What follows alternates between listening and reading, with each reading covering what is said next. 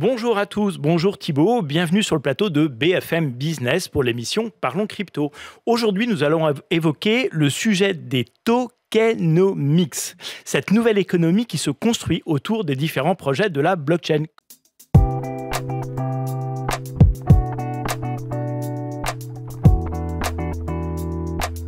Comment vas-tu Thibaut ? Ça va très bien, bonjour à tous, bonjour à toutes. Comme d'habitude, notre émission, donc chaque mercredi, on va essayer de vous expliquer comment la blockchain et les cryptos vont progressivement s'incorporer dans notre quotidien. Ouais, et comment ça va changer le monde. D'ailleurs, si vous avez des sujets intéressants que vous souhaitez nous voir aborder ou des personnalités de l'écosystème que vous souhaiteriez nous voir inviter, n'hésitez pas à nous en faire part en commentaire. Et donc aujourd'hui, une émission tournée un petit peu plus sur le volet économique, même si on va le voir, on va aller un petit peu plus loin que ça. On va s'intéresser aux fameuses tokenomics, donc cette projection qui détermine comment les tokens circulent et comment les tokens sont émis dans l'écosystème blockchain. Et pour traiter ce sujet, on reçoit Nathan Benchimol, fondateur de Nomix. Salut Nathan. Bonjour à tous les deux, merci de m'accueillir. Nathan, une question d'usage chez nous pour savoir comment est-ce que ces jeunes entrepreneurs arrivent dans l'univers de la blockchain. C'est quoi ton parcours ? Alors, parcours assez traditionnel au départ, plutôt académique. Donc, je suis un master en économie, un master en droit. J'ai fait 6 ans de finance dans diverses institutions pour finalement faire le grand saut, rejoindre l'écosystème Web3 avec Thibaut notamment. D'accord, donc un parcours institutionnel classique dans la finance de l'ancien monde alors avant. Tout à fait, c'est ça. J'étais en banque privée, donc je gérais à peu près 2,5 milliards d'assets privés sur les marchés. Ça couvrait tout ce qui était stock américain et de l'IMO. Et en voyant la vague arriver, j'ai décidé de faire le switch et de m'y consacrer à 100%. Alors, est-ce que tu peux nous expliquer quel est le métier de Nomix ? Ouais.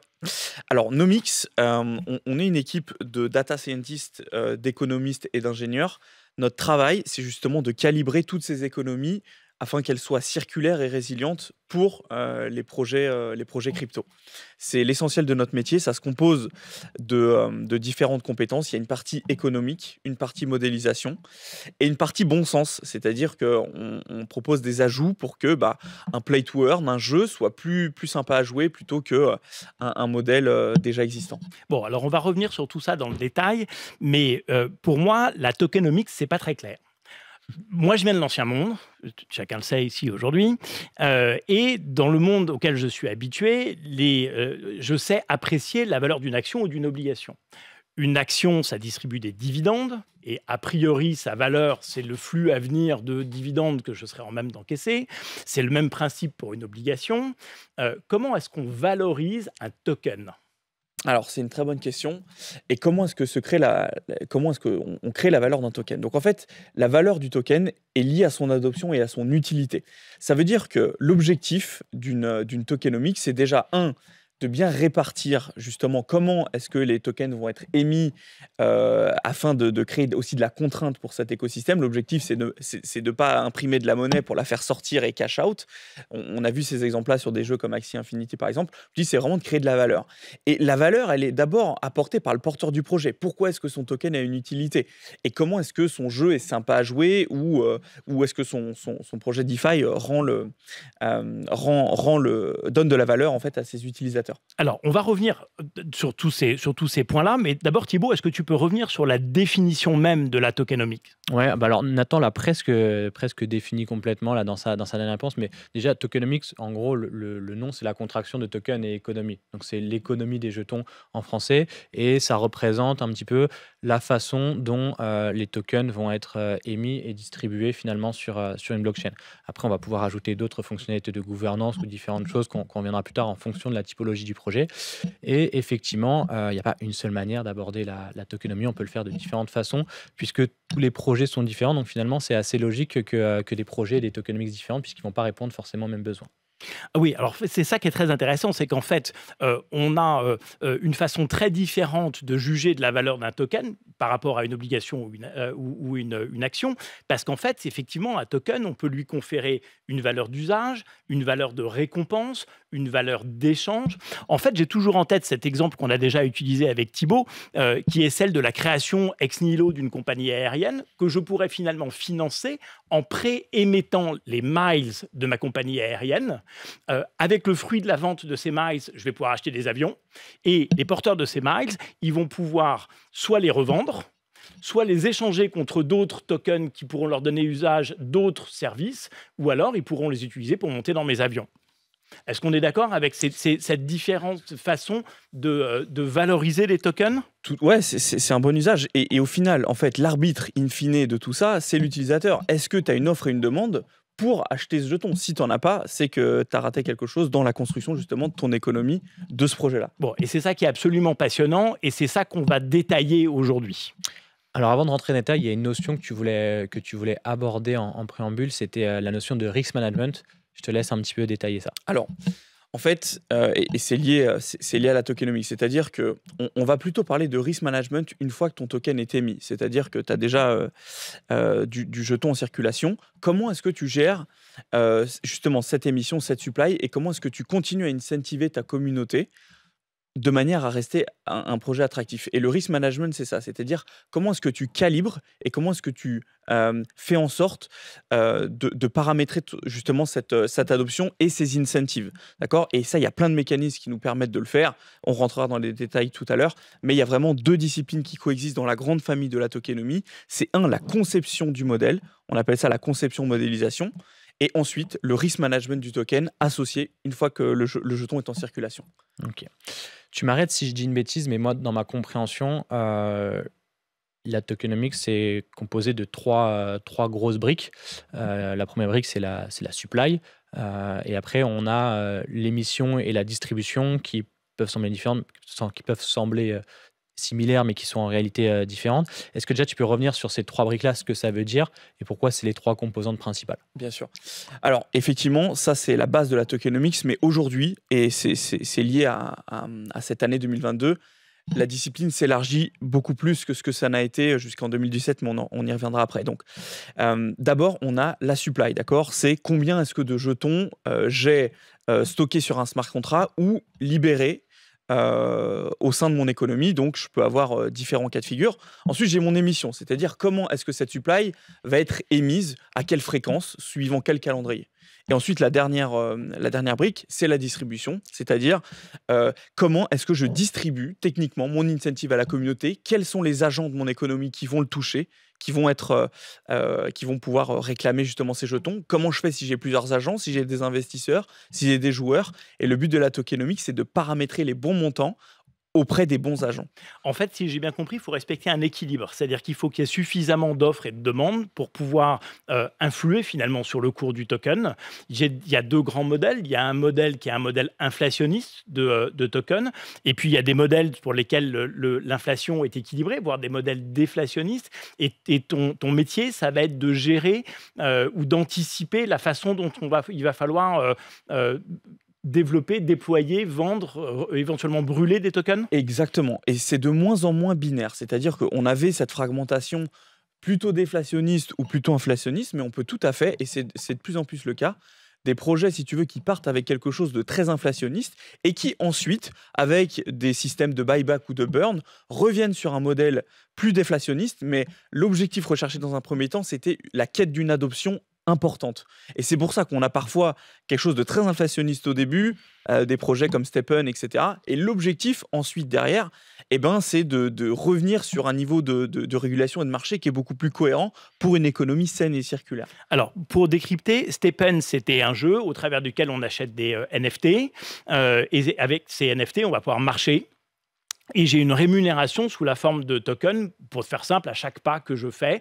Donc, dans une certaine limite, plus je marche, plus j'ai de tokens. Et effectivement, la problématique de ce jeu, pour que tout le monde comprenne, c'est qu'il y a eu très probablement trop de joueurs, trop de jetons émis. Et aujourd'hui, la valeur de ce token s'est, on va dire, effondrée. Ouais, c'est ça. C'est-à-dire que, voilà, en fonction de comment était calibré, j'ai pas les chiffres en tête, mais on peut dire qu'il y a eu beaucoup de jetons en circulation au départ. Et vu que l'adoption de nouveaux joueurs ou de nouveaux marcheurs, entre guillemets, n'a pas forcément suivi, on a eu des conséquences qui se sont ressenties sur le prix du token par la suite. Et alors, quel a été le problème? Parce il est intéressant ce problème. On a eu trop de joueurs au début qui sont arrivés, et puis la courbe de progression a ensuite diminué, et donc il n'y a plus eu d'adoption, d'utilisation de ces nouveaux tokens. Et est-ce qu'on peut revenir, d'abord, est-ce que c'est ça le problème? Et ensuite, est-ce qu'on peut revenir en arrière là-dessus et redonner de la valeur à des tokens dont la valeur a été perdue? C'est ça, donc le problème est celui que tu viens de donner, avec, je pense, plus d'attention portée sur le fait qu'il y avait trop de supply libéré au départ. Et effectivement, il est tout à fait possible, via des systèmes de burn ou de buyback, de réguler ça. Voilà, je leur souhaite de s'y pencher dessus. Ouais. Tu citais Axie Infinity tout à l'heure, donc là c'est un jeu, c'est un play to earn, donc c'est un jeu où exactement de la même façon, en jouant on gagnait des tokens. De la même façon, le prix du token a beaucoup baissé. Là aussi, on est dans le même type de problématique en fait. Est-ce qu'on peut redynamiser cette valeur un jour? Alors, la problématique est différente pour Axie. Pourquoi? Parce que, en fait, dans un jeu comme ça, tu as beaucoup d'agents et beaucoup d'agents malveillants. D'accord? Donc, en fait, ce qui va se passer, c'est que c'est pour ça qu'on crée aujourd'hui des économies à 2 ou 3 tokens pour isoler chaque agent. Par exemple, je te donne un exemple. Dans un jeu, tu vas avoir vraiment les joueurs, et puis tu vas avoir les spéculateurs. Et puis les holders, tu vois, les gens qui vont rien faire avec leurs tokens. Et l'objectif, c'est de segmenter cette catégorie de population et surtout de la calibrer différemment en fonction de chaque, afin de savoir et de dire, j'anticipe d'avoir plus de spéculateurs. Donc le spéculateur, souvent, c'est un agent malveillant dans l'économie, c'est-à-dire que il veut du token pour le revendre rapidement et faire un profit, d'accord? Et l'objectif, c'est de cerner, d'identifier ces agents-là, de leur attribuer un token qui sera pas in-game, d'accord, qui sera plutôt, entre guillemets, générable out-game, et vendable, tradable sur une place de marché, pour dire, OK, ces gens-là ne vont pas affecter le cours du jeton principal. Et c'est pour ça qu'on segmente et que tu n'as pas un seul jeton, ou tu n'as plus un seul jeton dans les nouveaux play to earn qui sortent. Et c'est toujours minima 2 tokens. Et comment est-ce qu'on leur attribue l'usage? C'est-à-dire que moi, si je suis un spéculateur, avoir le jeton de spéculation, à part spéculer sur la valeur, ce qui est déjà une fin en soi, à quoi il sert ce jeton et pourquoi est-ce qu'il pourrait progresser en valeur? Parce que tu peux avoir beaucoup de spéculateurs qui vont l'acheter et tabler là-dessus. C'est-à-dire que, encore une fois, quand tu spécules, il faudra quand même être en amont sur le marché plutôt que lorsque la grande masse de la population va s'y intéresser. Donc, dans le premier cas, mon token, c'est ma rémunération pour avoir joué. Et dans le deuxième cas, mon token, c'est un peu la rémunération de la promotion que je peux faire du projet. Parce que plus il y a de personnes qui vont vouloir acheter ce token, plus le projet va se développer avec un plus grand nombre de porteurs, plus j'ai une chance qu'il monte, ce qui va aussi être bénéfique pour les joueurs. Est-ce que c'est comme ça qu'il faut l'entendre? Oui, tout à fait. Et du coup, tu as dit que la discipline avait pas mal évolué depuis, notamment, on a eu une vraie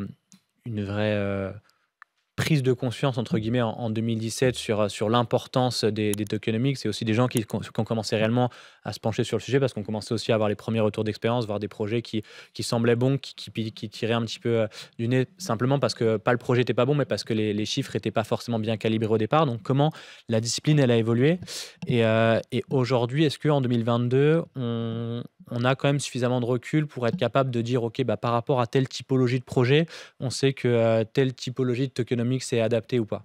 Ouais, c'est une très bonne question, c'est super intéressant. En fait, ce qui s'est passé, c'est que pour moi, le grand changement, c'est en 2022. C'est-à-dire qu'en 2017, à partir de 2017, il y a eu beaucoup de tokenomics au doigt mouillé, et beaucoup de projets reprenaient des templates existants de tokenomics qu'ils avaient déjà vus quelque part. Le problème, c'est qu'une tokenomics, aujourd'hui, c'est plus simplement la feuille de répartition de supply, où tu vas avoir, OK, je vais mettre tel jeton à telle date, etc. Maintenant, la tokenomics, ça va beaucoup plus loin que ça. C'est de la modélisation mathématique et des stats. C'est-à-dire, tu vas essayer de calibrer ton adoption, tu vas essayer de sizer, donc de donner une taille, en fait, en nombre de tokens à des pools de liquidité, et tu vas plus le faire, parce que je te donne un exemple très concret. Si un jeune projet copie la tokenomics de Sandbox, Sandbox a paramétré toute sa tokenomics pour accueillir, par exemple, je donne un chiffre au pif, 50 000 joueurs. Si tu te calibres sur la même chose alors que tu as que 1000 joueurs, ou si par exemple tu en as beaucoup plus, si tu en as le double, tu vas vider par exemple ta pool de reward qui avait été octroyée pour Sandbox, tu vas la vider en beaucoup plus de temps que ce que ça n'aurait dû être fait. Mhm. D'accord? Et donc, l'objectif, c'est de faire ce paramétrage. Et ce paramétrage, aujourd'hui, ça passe par de la data science. D'accord? Il faut faire des benchmarks sur d'autres projets. Il faut faire tout ça. Et donc, il y a un gros volet modélisation et plus simplement des chiffres avec le camembert et le budget. Ça, en fait, c'est une feuille de budget, c'est une feuille de route. D'accord? Mais la tokenomics a évolué. Et maintenant, c'est beaucoup plus de modélisation pour essayer d'anticiper la réaction des joueurs et des spéculateurs par rapport à ton projet. Et d'ailleurs, un des problèmes du coup de la tokenomics, c'est ce manque de track record, hein, ce manque d'historique sur le marché pour savoir qu'est-ce qui fonctionne, qu'est-ce qui fonctionne moins.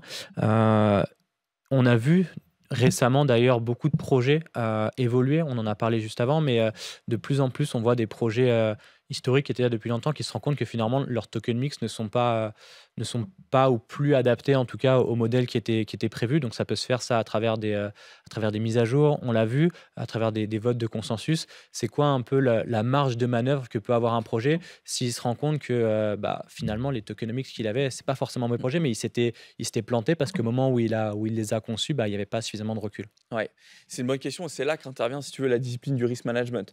Néanmoins, donc, selon le projet, la marge de manœuvre est plutôt plus ou moins faible. C'est-à-dire que si tu dois tout faire passer par une DAO, en général, les projets qui vont toucher à la finance décentralisée, ça va être un peu plus complexe qu'un autre projet où tu as plus de liberté et tu peux prendre tes propres décisions. D'accord? Mais après, une fois que tu as une supply qui a été. Donc, une fois que tu as défini en fait, ces paramètres-là, tu peux jouer sur le nombre de tokens en circulation et tu peux rajouter des surcouches. C'est-à-dire qu'un play to earn, par exemple, qui était parti avec un seul token, peut tout à fait par la suite en rajouter un autre, puis un autre. Sandbox vient de le faire, par exemple, avec les gemmes qui viennent de sortir. Ah oui, alors ça, c'est absolument passionnant. Et là, il y a une vraie différence avec l'ancien monde. C'est-à-dire qu'en fait, en cours de jeu, ou en cours de projet, je peux réadapter ma tokenomics pour pouvoir réadapter mon jeu au nouvel univers dans lequel je me situe. Ce qui est très important parce que sur la blockchain, les choses avancent très vite. Et si je m'en réfère à vos échanges, j'ai l'impression qu'un bon projet avec une mauvaise tokenomics n'ira nulle part. Je n'imagine pas qu'un mauvais projet avec une bonne tokenomics puisse aller quoi que ce soit. Mais en tout cas, si jamais ma tokenomics doit évoluer, elle peut évoluer dans le temps. Exactement. Et puis, c'est ça qui est intéressant. Donc, le travail d'un tokenomist, c'est quoi au final? La blockchain, elle a décentralisé tellement de choses, notamment la politique de création monétaire. Aujourd'hui, notre travail, c'est le travail, on va le dire tout doucement, d'une banque centrale. C'est-à-dire qu'on doit, on doit calibrer l'émission monétaire au sein d'une économie. Donc, c'est vraiment ce travail-là qu'on fait.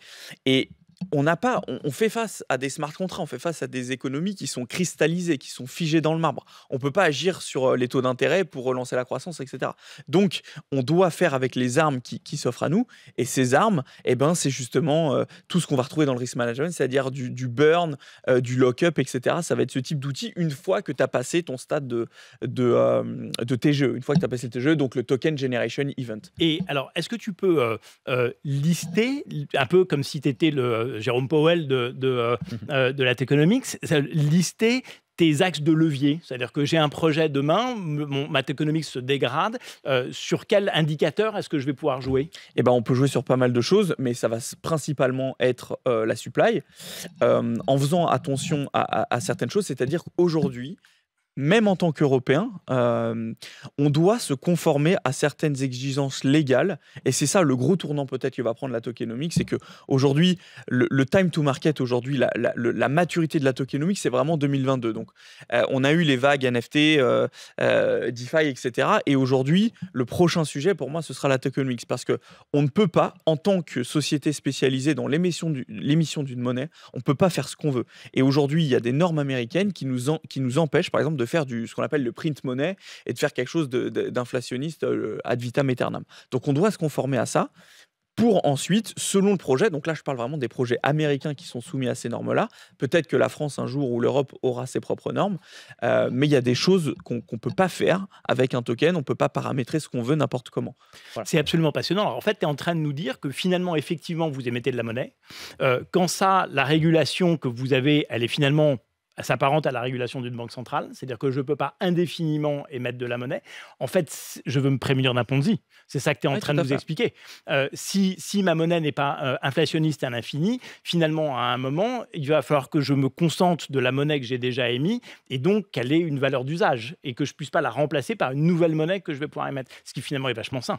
Ouais, c'est clair. C'est-à-dire que, voilà, et je pense que des sociétés comme la nôtre, mais vraiment ces acteurs-là, on a un rôle peut-être plus que d'autres sociétés à jouer dans l'assainissement, en fait, finalement, de l'écosystème et faire notre tri aussi. Nous, on fait beaucoup de tri avec les sociétés qui viennent nous voir.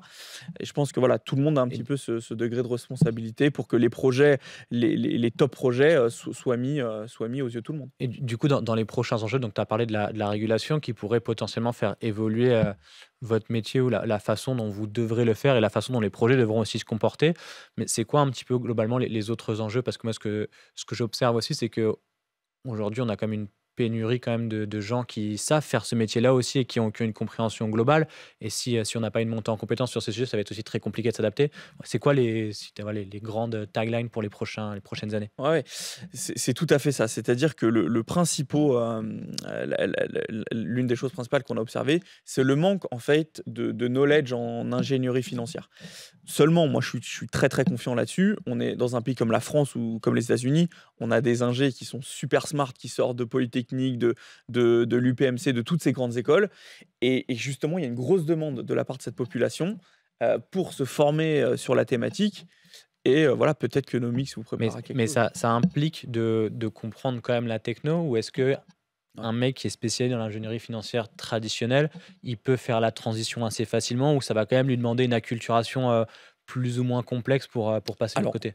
il partira avec un bagage plus solide que quelqu'un d'autre, clairement. Nous, aujourd'hui, on a fait on a audité, on a interviewé pas mal de candidats, notamment des économistes de l'ARCEP. C'est un organisme qui fait pas mal de stats, qui bosse avec l'INSEE notamment. Donc, c'est des gens qui partent avec un bagage, mais il y a des codes crypto, il y a des codes de l'écosystème qu'il faut maîtriser, c'est-à-dire toute cette notion d'économie circulaire et d'économie fermée, c'est-à-dire qu'on doit faire avec ce qui a été défini si le modèle conceptuel, si on a déjà passé le TGE, il faut faire avec. Alors que quand tu es dans une économie ouverte, libérale, tu as beaucoup plus de Mm. choix et de leviers sur ton économie. C'est la gestion de la monnaie avant Bretton Woods. Exactement. Hein, j'ai mon attachement, à l'or. Euh, Aujourd'hui, un porteur de projet qui vient de voir, quels sont les critères pour toi pour le recevoir et éventuellement travailler sur sa tokenomics? Alors, le critère, en fait, si tu veux, il y en a plusieurs. On va regarder un petit peu le background de l'entrepreneur qui vient nous voir. Est-ce qu'il a réussi à obtenir, et ça c'est pour la viabilité de son projet, c'est-à-dire que s'il nous dit, bon bah voilà, je veux révolutionner le play to earn, et j'arrive, j'ai 0 € en poche, j'ai pas réussi à convaincre d'investisseurs au préalable, ça va être plus compliqué pour lui. Donc nous, notre rôle, ça va être de lui dire, écoute, il faut que tu essayes on va te présenter telle personne, il faut que tu essayes de trouver un premier round de financement pour que tu puisses mener à bien ton projet. Parce que nous, ensuite, on a des matrices de risque basées sur des budgets marketing, basées sur l'expérience passée de l'utilisateur, du porteur du projet. Voilà, quelqu'un qui veut développer un grand métaverse et qui arrive sans associer, qui savent développer sans CTO, etc., ça va être plus compliqué. Donc après, c'est des critères de bon sens. On partage notamment certaines matrices de risques, comme quand Just Mining audite certains projets, par exemple. Bah, on a des matrices de risque aussi internes pour faire ce travail-là. Donc il y a pas mal de critères plus ou moins discrétionnaires.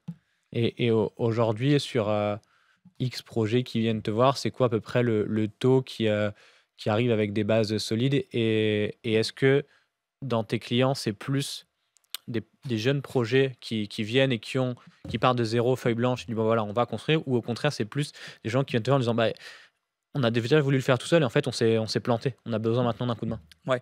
Alors, on a vraiment les deux typologies de profils. Ce qui s'est passé, par contre, c'est que le marché a fait son tri naturel. En 2022, on a eu des mouvements importants sur les marchés, ce qui fait que beaucoup de projets qui n'avaient pas les reins solides n'existent plus aujourd'hui. Donc, Mm. il reste en fait ceux qui ont réussi à se financer dans un premier round de Love Money ou un premier tour de table.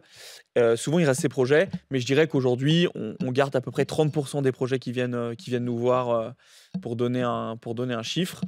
Et sur la typologie, on a vraiment les deux, c'est-à-dire les premiers projets qui ont bootstrappé ou qui ont levé 100, 200 000, 300 000 $, Ou alors les gros projets qui ont fait une première ICO à 25 000 et qui sont en tour de table sur des tours comme 30, 40, 50 millions de dollars. On a vraiment les deux typologies.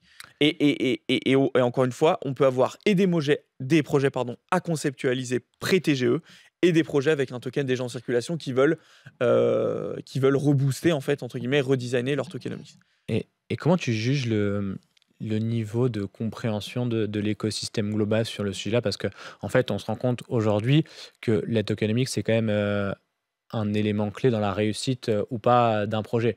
Donc finalement, quand tu investis et quand tu fais ta grille de lecture sur un projet, si tu n'es pas du tout capable de comprendre les tokenomics, tu as quand même quelque chose de dire, OK, le fondamental peut être top, l'équipe peut être top. Si les tokenomics sont pas bonnes du tout, le projet peut potentiellement pas fonctionner.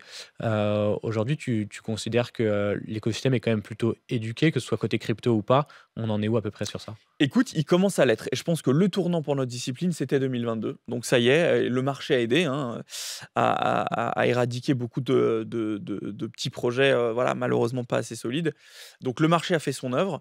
Mais je pense que ça y est, on est en train, et je le vois avec surtout les fonds d'investissement, qui sont les premiers acteurs au contact des projets qui cherchent à se financer et qui souvent viennent challenger en fait les projets sur cet aspect tokenomics. Et c'est comme ça qu'on a pas mal de flux en fait de fonds d'investissement qui disent écoutez, voilà, il y a cette société, il y a ce projet qui est très sympa, par contre c'est un peu faible sur les tokenomics, et puis les relations se font comme ça. Et ensuite on vient aider sur toute cette structuration là. Mais l'important et le plus important, je vais être transparent, c'est pas la tokenomics, c'est l'idée de départ et c'est l'utilité De derrière toute le façon, token. on en revient toujours au même. On peut faire les importe. alchimistes autant qu'on veut. Si le token n'a pas d'utilité, si l'équipe n'y croit pas, on ne fera pas de magie. Alors, il y a une dimension qui m'intéresse beaucoup dans la tokenomics et qu'on a un peu dans la finance traditionnelle au travers des droits de vote octroyés à une action, c'est tout ce qui s'organise autour de la gouvernance d'un token. C'est-à-dire que quel rôle ça joue dans la tokenomics? Eh ben, si tu veux, là, on peut prendre l'exemple des DAO, c'est-à-dire que en fait, tu vas incentiver via un token de gouvernance ta communauté, les investisseurs, peu importe, pour prendre des décisions importantes sur un process. On l'a vu avec Ethereum, qui a passé au Proof of Stake, avec un vote de consensus. Et donc, voilà, le rôle qui est fait, c'est participatif, si tu veux, c'est déléguer une partie de la prise de décision du comité administratif. Et je suis payé pour avoir voté, c'est-à-dire que je touche des jetons pour avoir participé à la gouvernance? Tout à fait. Tout à fait. Donc c'est un peu comme si j'avais des jetons de présence dans le conseil d'administration. Exactement. Et peut-être qu'on peut le mettre à l'Assemblée nationale pour assurer une présence plus forte. Ah, c'est idiot ça. Une dernière question, Thibaut. Est-ce qu'aujourd'hui, il y a certaines pratiques qui ont été utilisées dans le passé qui, on se rend compte, ne fonctionnent pas du tout et sont totalement bannies aujourd'hui? Et à l'inverse, est-ce qu'il y a des choses où on se dit, OK, ça, quand même, ça fonctionne bien comme modèle? Ouais, c'est-à-dire que pour revenir à notre sujet de la tokenomics, tu as des tokenomics ou des modèles économiques qui vont être plus adaptés à un projet ou à un autre. Aujourd'hui, je vois plus de play to earn passer sans une économie à 2 ou 3 tokens, justement pour isoler ces différents types d'agents dans un jeu. Parce que ça, tu peux pas l'empêcher. Tu peux pas l'empêcher. Et si, par exemple, tu n'as qu'un seul token dans ton économie et que tu as 90% de spéculateurs, tu sais que ça va cracher. Donc, il faut que tu sois innovant, justement, dans le modèle économique pour ségréguer ces différents niveaux d'agents. Voilà, c'est le constat, le plus gros constat qu'on a fait, si tu veux, dans la discipline. Ça se voit au niveau des play to earn. Pourquoi? Parce que le play to earn, aujourd'hui, c'est l'avatar qui a le besoin le plus complexe en termes de modèle économique. Donc, c'est eux qui vont venir avec, parce que tu as plein de couches, tu as beaucoup de probabilités, de statistiques, etc., qui interviennent sur le modèle. Où est-ce qu'on te trouve, Nathan, si on a un projet et qu'on a envie d'explorer cette problématique de la tokenomics? Écoute, on a un compte Twitter, Nomix avec un petit 7, Nomix7, et voilà, ou sur les réseaux, sans trop de difficultés. Bon, avec plaisir. Il y aura encore beaucoup à dire, mais malheureusement, on arrive au terme de cette émission. Merci beaucoup, Nathan, d'être venu partager ton expérience sur notre plateau. C'était absolument passionnant. J'ai compris des tas de choses. On espère que ce ce sujet vous aura intéressé. Et si vous avez déjà été confronté à cette problématique de la tokenomics, n'hésitez pas à poser vos questions en commentaire de cette vidéo. Vos témoignages sont les bienvenus. Merci beaucoup Thibaut de nous accompagner de ton éclairage sur ces sujets qui sont semaine après semaine absolument passionnants. C'était Parlons Crypto sur BFM Business, une émission produite par la H Consulting. On se retrouve la semaine prochaine pour une nouvelle émission. En attendant de nous retrouver sur le plateau de BFM Business, vous pouvez retrouver Parlons Crypto sur notre chaîne YouTube Parlons Crypto, l'émission, chaîne à laquelle évidemment vous ne manquerez pas de vous abonner. À la semaine prochaine.